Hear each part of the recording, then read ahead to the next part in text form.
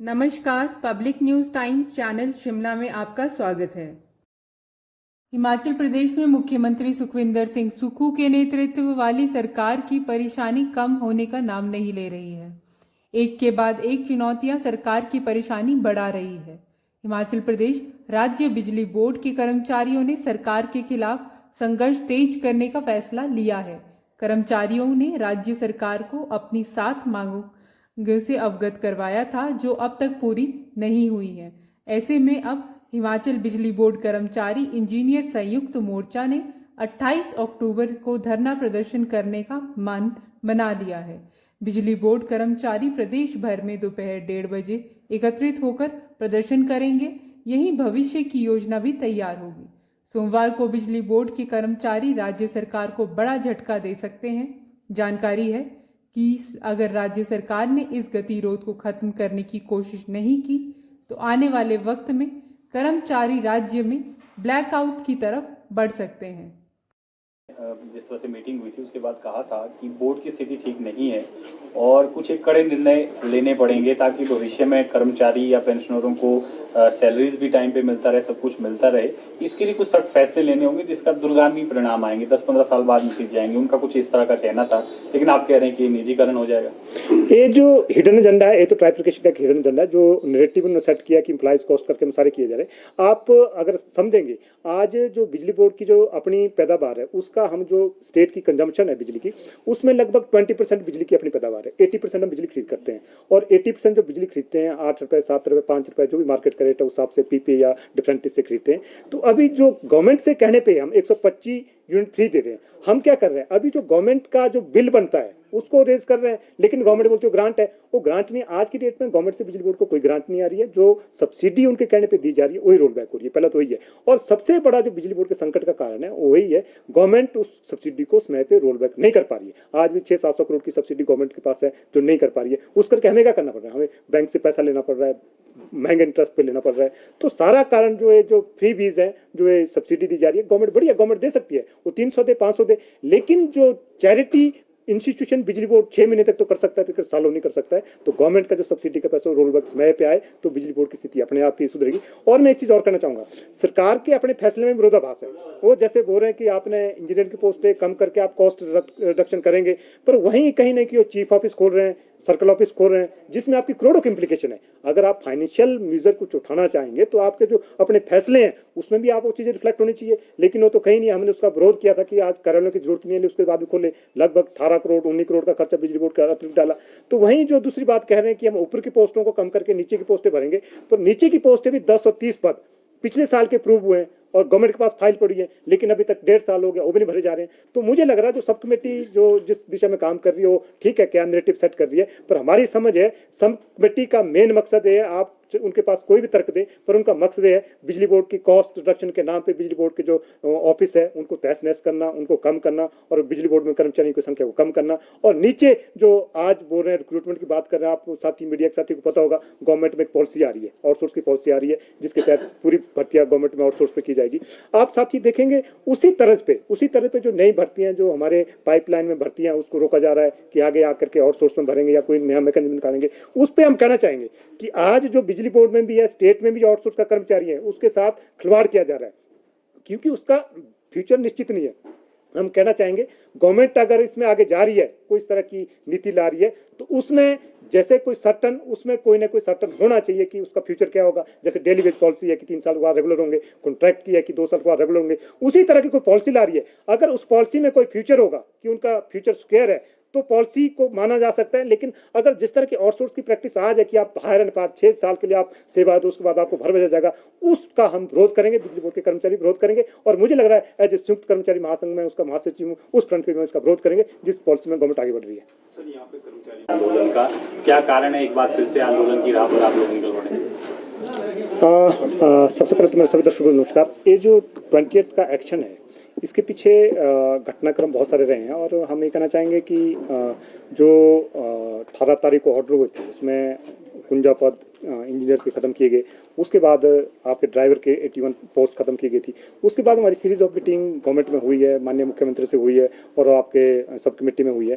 पर हमें कहीं लगा, जो हमारी बैठक हुई सब कमेटी से हुई, तो कहीं ना कहीं हमें लगा कि गवर्नमेंट ने एक डेलिब्रेट मूव बनाया है कि बिजली बोर्ड के बहुत सारे पदों को ख़त्म करना है और बिजली बोर्ड के ढांचे को और स्विच करना है।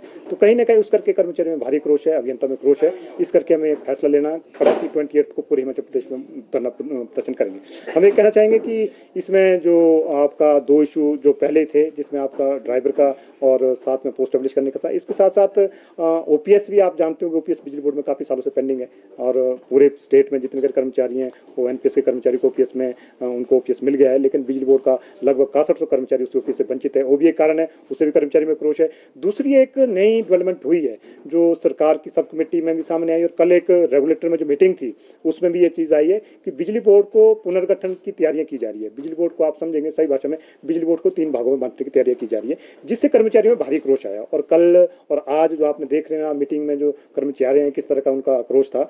तो ये जो अनबंडलिंग है, अनबंडलिंग से सारी चीज़ें अगर अनबंडलिंग होगी बिजली बोर्ड को, अगर ट्राइफिकेट हो गया तब तो ये आउटसोर्स क्या, तब तो रेगुलर कर्मचारी क्या, ढांचा क्या, तब तो सारा तहस हो गया।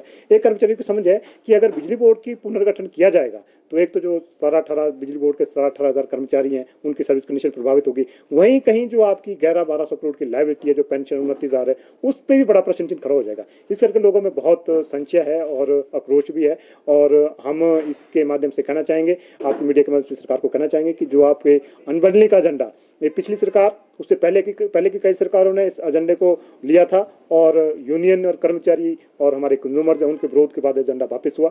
आज हम प्रदेश सरकार से भी कहना चाहेंगे कि जिस एजेंडे पे आप काम कर रहे हैं इसको वापस किया जाए।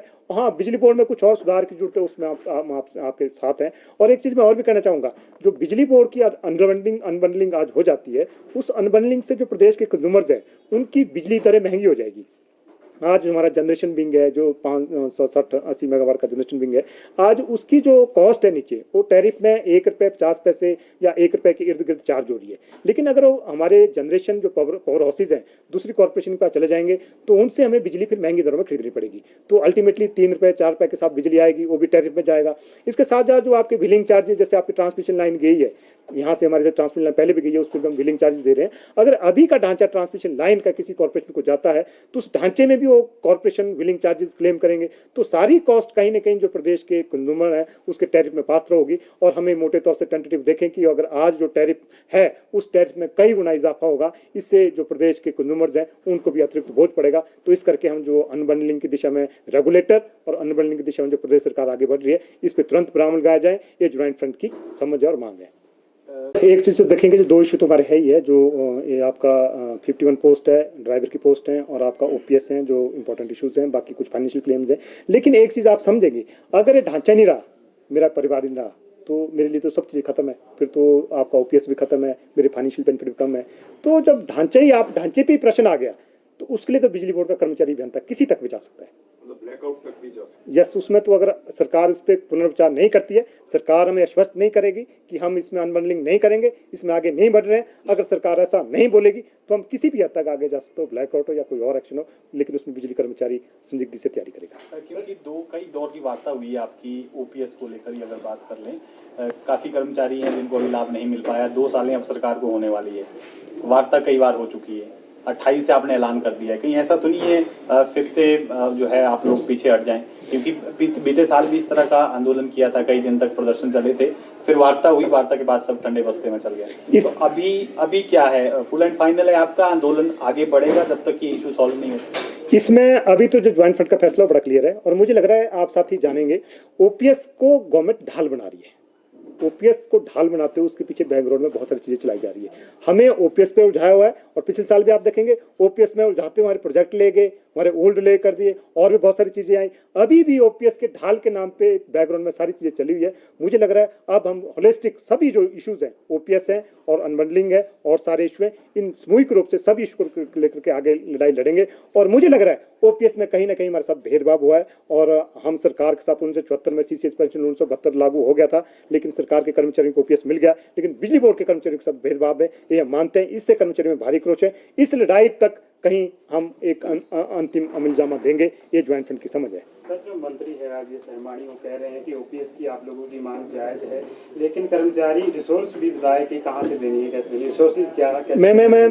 मैं तो ये कहना चाहूंगा, जो माननीय मंत्री महोदय से सरकार से भी कहना चाहूंगा कि क्या सरकार के रिसोर्सेज हैं, सरकार में तो दी है। जो स्टैट्यूटरी ऑब्लिगेशन होती है, जो आपके लॉ, जो आपके स्टैट्यूटरी होते हैं, जो उसकी ऑब्लिगेशन है, ये सीसीएस पेंशन रूल की भी स्टैट्यूटरी ऑब्लिगेशन है। हमारे बिजली बोर्ड में सीसीएस पेंशन 1972 लागू है, तो 1972 लागू है, उसकी अमेंडमेंट तो लागू करनी पड़ेगी आपको। उसमें थोड़ी देखा जाता कि आज हमारी पेंशन आपकी 1200-1300 करोड़ की है, क्या आप बोलेंगे जी नहीं पेंशन देनी है? जो स्टैट्यूट में प्रोविजन है उसके लिए आपको फाइनेंशियल फंड्स, आपको आपकी जिम्मेदारी आपको अरेंज करनी है। जैसे गवर्नमेंट में फाइनेंशियल क्राइसिस है, फिर भी ओपीएस वहाँ आया, यहाँ भी अगर फाइनेंशियल क्राइसिस है तो आएगा। मोटे तौर पे तो हम ये कहना चाहेंगे, अगर ओपीएस आज की डेट में बिजली बोर्ड में लागू की जाती है, इसमें अभी जो खर्चा है, इम्प्लीकेशन है, पर एनम की इम्प्लीकेशन है, वो 9 करोड़ की है।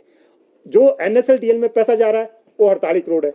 अगर आज की डेट में आप ओपीएस लागू करते हैं, फिर भी आपके पास 37-38 करोड़ तो बच गया। आज की डेट में तो कोई इम्प्लीकेशन नहीं है।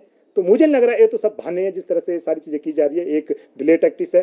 हो सकता है हम जो मान रहे हैं कि इसको ढाल बना करके बहुत सारे हिडन एजेंडे बिजली बोर्ड में लागू किए जा रहे हैं, ये हमारी समझ है। इस करके ओपीएस की लड़ाई भी हमारी फॉरफ्रंट पे रहेगी, ये हमारा रहेगा। धन्यवाद। वीडियो अच्छा लगा हो तो पब्लिक न्यूज़ टाइम्स चैनल को सभी मीडिया प्लेटफॉर्म्स पर लाइक, शेयर और सब्सक्राइब करें।